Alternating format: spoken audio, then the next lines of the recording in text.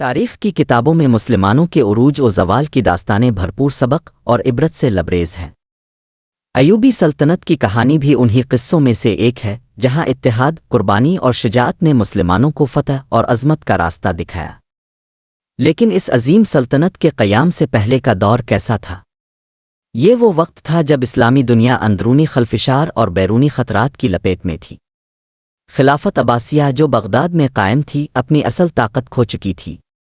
خلیفہ محض ایک علامتی حکمران بن کر رہ گیا تھا، جبکہ اصل اقتدار مختلف ریاستوں اور گورنرز کے ہاتھ میں تھا۔ دوسری طرف مصر میں فاطمی خلافت اپنے آخری دن گن رہی تھی۔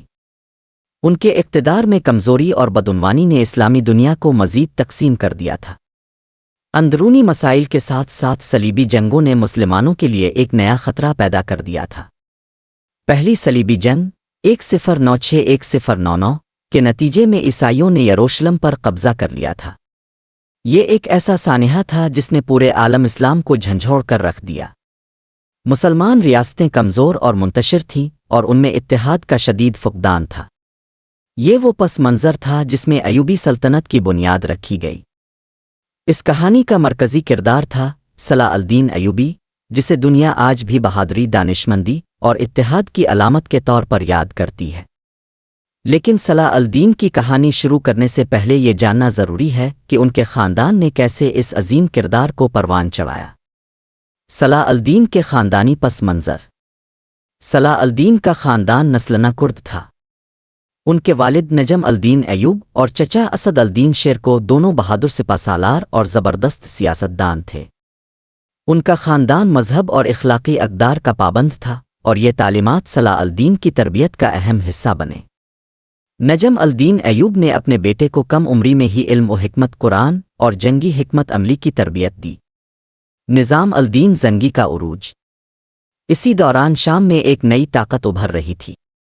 یہ طاقت تھی نجم الدین زنگی کی، جو صلیبیوں کے خلاف مسلمانوں کو متحد کرنے کی کوشش کر رہے تھے۔ ان کی قیادت میں حلب اور دمشق کے مسلمان ایک مرتبہ پھر مضبوط ہونے لگے۔ نجم الدین زنگی کا خواب تھا کہ تمام مسلمان ریاستیں متحد ہوں اور صلیبیوں کو شکست دیں۔ ان کی موت کے بعد ان کے بیٹے نور الدین زنگی نے اس مشن کو جاری رکھا۔ یہ وہی نور الدین زنگی تھے جن کے دربار میں صلاح الدین کے چچا شیرکو اور بعد میں خود صلاح الدین نے خدمت کی۔ نور الدین زنگی نے نہ صرف صلاح الدین کو عسکری میدان میں تجربہ دیا بلکہ ان میں وہ قیادت کی صلاحیت بھی پیدا کی جو آگے چل کر ایوبی سلطنت کے قیام کا باعث بنی۔ پہلا منظرنامہ مکمل ہوتا ہے۔ یہاں پر پہلا باب ختم ہوتا ہے جہاں ہم نے اسلامی دنیا کی حالت، صلاح الدین کے خاندانی پس منظر اور ان کے ابتدائی رہنماؤں کی جھلک دیکھی۔ اگلی قسط میں ہم دیکھیں گے کہ کیسے صلاح الدین کا خاندان مصر پہنچا اور انہوں نے وہاں اقتدار حاصل کیا۔ جاری ہے۔